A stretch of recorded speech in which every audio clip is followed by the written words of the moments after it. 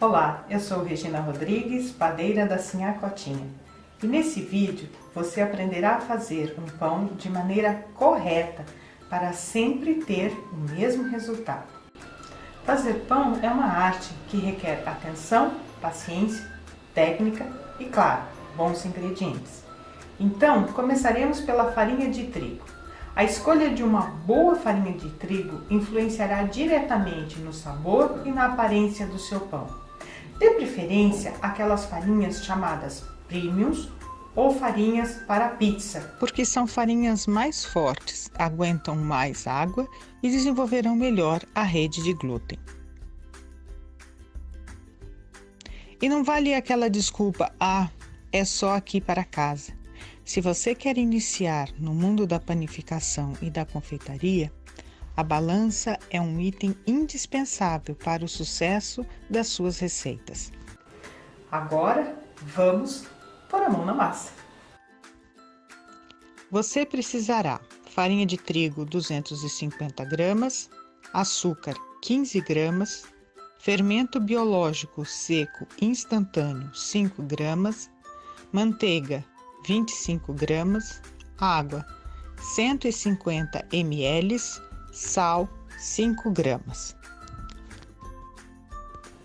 Não é imprescindível, mas se você quiser mais firmeza, comece molhando uma flanela ou um paninho para colocar a sua bacia aqui em cima. E vamos aos ingredientes. Você vai usar toda a sua farinha de trigo, fazer uma depressão aqui no meio, colocar o açúcar, colocar o seu fermento, lembrando que nós temos 3 tipos de fermento: o fermento biológico fresco, o fermento biológico seco e o fermento biológico instantâneo seco. A diferença entre eles é que o fermento fresco, ele é um fermento mais delicado, ele vai precisar de guardar na geladeira, você tem que ter ele tem um vencimento mais rápido, né? Uma data de validade mais curta, mas você vai utilizar esse mesmo método para o primeiro e para o segundo, para o fermento biológico fresco e para o fermento seco instantâneo. Quando você estiver no supermercado, dá uma olhadinha na diferença dos fermentos. Se ele tiver escrito instantâneo, você pode também colocá-lo direto na massa. Você só vai fazer aquele processo de dissolver com água morna e açúcar se ele tiver escrito apenas fermento biológico seco. E aí agora nós vamos para a nossa água. A água, e aqui está uma dica bastante importante. Você nunca vai jogar toda a sua água. Você vai colocando a água aos poucos, tendo a preocupação de misturar bem, porque esse fermento seco, ele tem que estar muito bem dissolvido, não pode ficar bolinha. E você vai começar a mexer a sua massa e jogar. Inicialmente, coloca até metade dessa água e vai fazendo essa bola. Coloca mais um pouco e vai misturando desse jeito. Lembrando que massa de pão tem que ficar macia, não pode ficar uma massa dura, ok? Dependendo da sua farinha, você pode precisar de mais ou de menos água. Nesse caso, veja que já foi toda a nossa água, os 150 ml, então nós vamos precisar de mais um pouco de água. Outro detalhe importante, a água precisa ser filtrada, porque o cloro interfere também no crescimento da sua massa. E eu vou devagar misturando essa farinha, inicialmente com a ponta dos dedos. Veja que eu coloquei mais ou menos mais uns 10 ml de água, não foi mais do que isso, foi só realmente um pouquinho, e eu ainda tenho a farinha aqui. Agora, nesse ponto em que ainda sobra um pouco de farinha, eu vou colocar, nesse caso eu usei manteiga. Você pode utilizar outros ingredientes, como o azeite, você pode utilizar o óleo, menos a margarina. Em pior das hipóteses, se não tiver outra, você usa margarina, mas preferencialmente não, porque a margarina, ela tem água, bastante água na sua composição. E aí eu tô com a minha massa de pão, um pouco de farinha aqui ainda que vai me ajudar, e ela fica assim, pegajosa mesmo.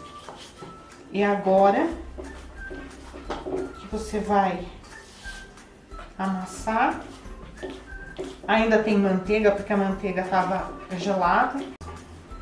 Ela já pegou toda a farinha.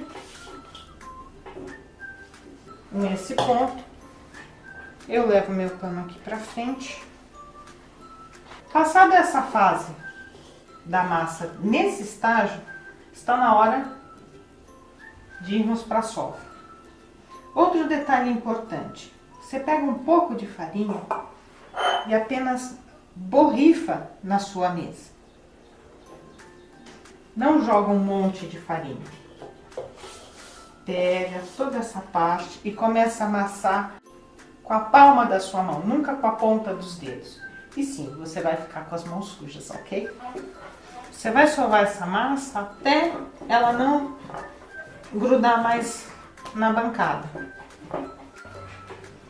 Veja que a massa já está mudando do que a gente tinha. Ela está ficando uma massa mais lisa, uma massa mais bonita.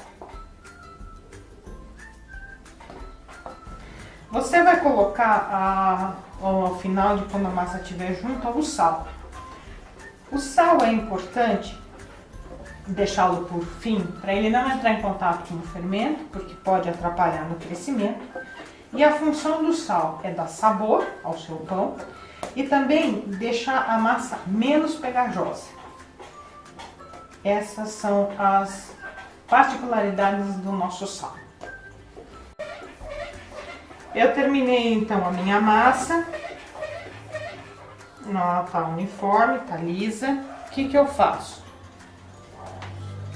Eu pego a minha bacia, ponho um pouco de farinha no fundo, cubro com uma toalhinha ou um pano de prato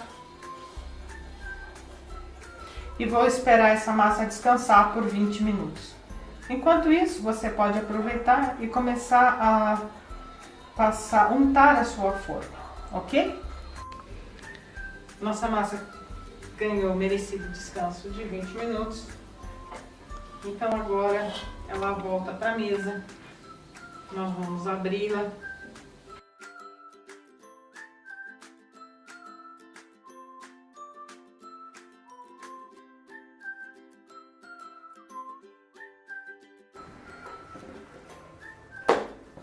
Se você encontrar dificuldade em fazer esse processo, você pode usar um rolo de macarrão, lembrando de enfarinhar a sua mesa para a massa não grudar.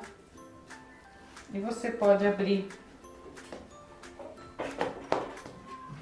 a sua massa com esse rolo de macarrão.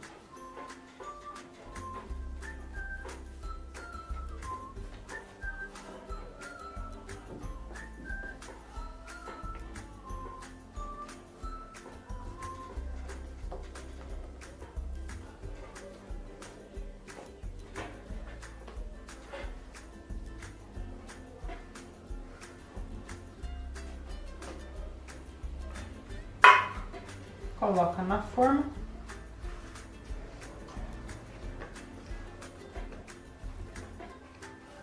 E agora você vai voltar com o pano.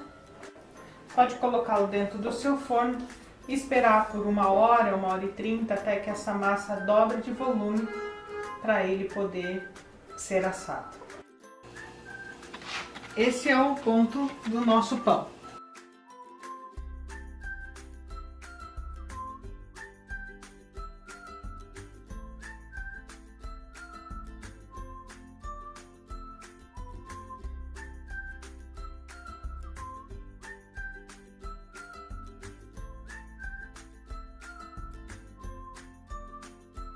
Assim que você tirar o seu pão do forno, espere 10 minutos, que assim você consegue desenformá-lo.